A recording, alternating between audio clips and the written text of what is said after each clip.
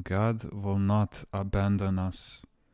People are in such a state today that they do whatever comes to their mind. Some are addicted to medications, others to drugs. Every so often, a few people will get together and start a new religion. Considering how things are, one would expect more crime and accidents. But God comes to our assistance. Once a man visited my gallery. He asked me if I had a guitar. He was on hashish and could not stop talking. He did not even bother to ask if I felt like listening. And on top of that, he wanted a guitar. Yet others are sick and tired of their lives and want to commit suicide or cause trouble in order to draw attention to themselves. These blasphemous thoughts do not simply cross their minds and then go away. These people are actually tired of their lives, and they don't know what to do. One of them said to me, I wanted the newspapers to write that I was a hero. Others will use people like him to do their business. Thank God that our world is not in worse shape. The good thing is that God does not abandon us. Our good God is guarding the world with both hands. In the past, He used only one. Today, we face so many dangers. God is watching over us like a mother watching every step of her child when it starts walking. Today, more than ever before, Christ, the Panagia, and the saints are by our side, helping us. But we don't realize it. What would become of this world without their help? So many people are on drugs and are in such a state. One drinks, another is desperate, others are confused. Others are unable to sleep because of pain. And these are the very same people who drive cars and motorcycles and have dangerous jobs, handling dangerous equipment. Are these people capable of driving in their condition?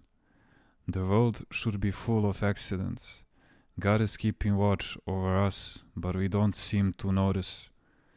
I remember in the old days when our parents went to work in the fields, they left us with their neighbor who would watch over us together with her own children. But back then, children were well behaved. The neighbor would only take a peek at us occasionally. She did her chores and we played quietly. That neighbor was like Christ, the Panagia, and the saints in the old days. With one peek, they kept watch over our world. Today, they must intervene all the time, as people are losing their balance and falling left and right. They are there to catch them. Things are really bad. May God help us. It is like a mother whose children have all kinds of problems. One is cross-eyed, another is slow, and yet another difficult to handle. Then on top of that, she has to care for the neighbor's children so that they don't climb up somewhere and fall down, or find a knife and get cut, or hurt one another. And she must be constantly on the watch, vigilant and attentive, while they have no sense of her anguish and worry. It's the same with our world.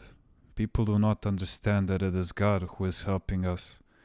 With all the dangerous devices available to us, we would have been destroyed many times were it not for His help. But you see, we have God for a father, the Panagia for our mother, and the saints and angels for our brothers and sisters, and together they protect us. If you only knew how much the devil hates humankind and wants to annihilate us, how easily we forget who our enemy is. Do you know how many times the devil has wrapped his tail around the world and tried to destroy it?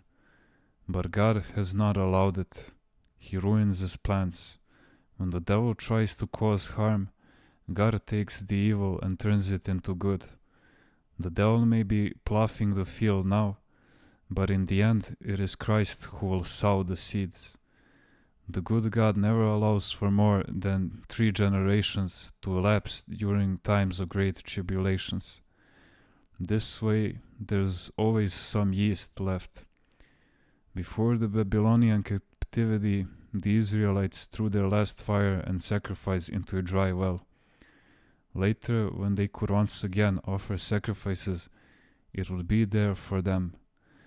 It took them 70 years to return, but when they did, they found the fire and started sacrificing again. In all trying times, we have people who are not swept over. God always saves some yeast for the next generation. The communists worked for 75 years. That is how long they stayed in power. Once again, 3 generations passed. The Zionists have been working for such a long time, but their power will also wane.